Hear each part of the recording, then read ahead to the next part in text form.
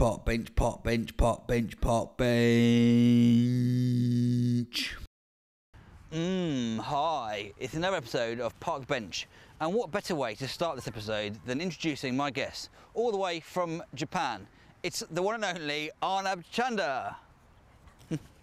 Get off. No. It seems to be a running theme that I'm slightly sexually attacked in these openings. There we go, position. And begin. Today, Merrick and I went to Angus Aberdeen Steak. No, Angus Steakhouse, formerly known as Aberdeen Angus Steakhouse. What for? Steak, of course. Had you been before? No. Do you know anyone who's ever been there? I've never even heard anyone use it in a sentence. The fact that no one's ever been, we know anyone who's ever been there, makes me slightly worried that everyone who goes there dies afterwards or doesn't come back or is murdered. Let's talk about the steak. What steak did you go for?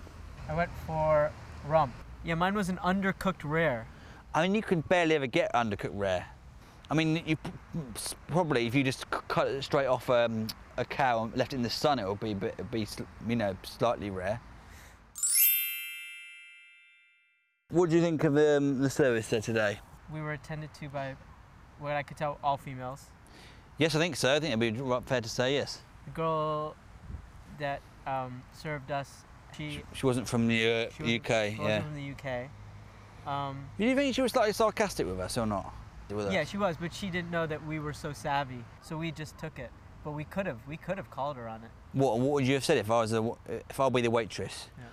Hello, said you just everything got right with the steak. That was roughly, I think that's Bulgarian.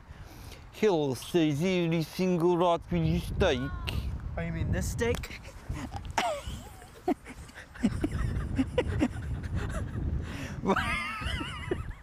Do you think that's acceptable? Well, you were even underplaying it. The way she was even more sarcastic. Okay, then you do how she was being sarcastic with us. I hope I didn't be eating my food. I think it just needs a bit more sauce. Oh, are you boys enjoying your steak? Yeah, it was a bit like that. Boys. We're clearly older than her. Well, I am. And then she said, then you made a little remark. You had a little jab at me. Did I? Yeah. I was trying to get on her side. Right. You were trying to What am I doing? And you made a jab at me. You went, oh, he is a boy. And then I did that? Yeah. And then she said, well, he does look 14. And then she did that. She did a little shoulder thing. She went, what did I do? This. You went like this. So I'm one of those people who basically turns on their friend in a second in front of someone who's aware. That's what we've learned, if nothing about the food, is that I'll turn on you in a second to try and curry favour of a waitress who didn't even like me.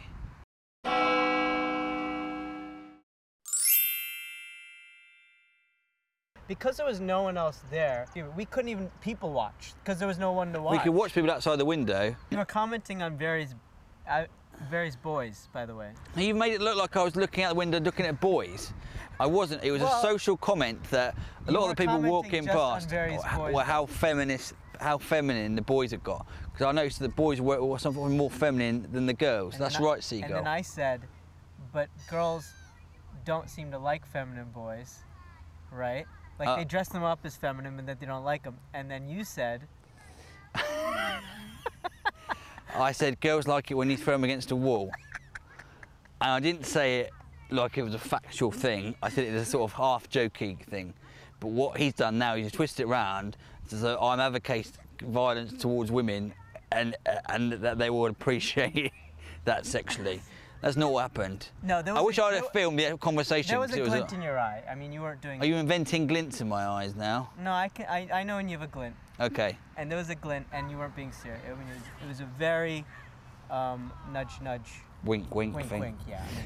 But as this was happening, another separate incident occurred. Well, I looked out of the window. So after he saw the feminine guys, right then we saw another guy. You appeared like it was a mirror. And you said, Is that my doppelganger? No, you said, is that my reflection? Oh yeah, because he was basically, as you'll see in the photo, he was like my reflection of what I would be if I'd been eating at Angus steakhouses for the next 10 years. Let's sum up then. So how would you rate Angus steakhouses? Service was quite good, steak was all right. I mean, it was fine, big, overpriced, but it was fine. It wasn't really about that, was it though? Very overpriced, it wasn't about that. I think we also said if a date actually took us there, we'd find it really funny. Like, yeah. that would be a good date. A novelty place to go for a date, but only if they like meat. Yeah. But it's nice if you want a bit of peace and quiet. Yeah. And you never want to meet anyone you know. If you had to go to a restaurant and you were desperately hungry and you shat yourself moments beforehand. And you what? You shat yourself. So you thought, I can't meet anyone because I've got crap all over the back of my trousers. I'd go there because there's no chance of anyone you never see again. There you have it. Or to go and get changed. Or go home and get changed and have a sandwich. Well, I think we may not have enjoyed the meal, but we've certainly become even better friends, right? Right. Wave goodbye. Bye, everyone. See you soon.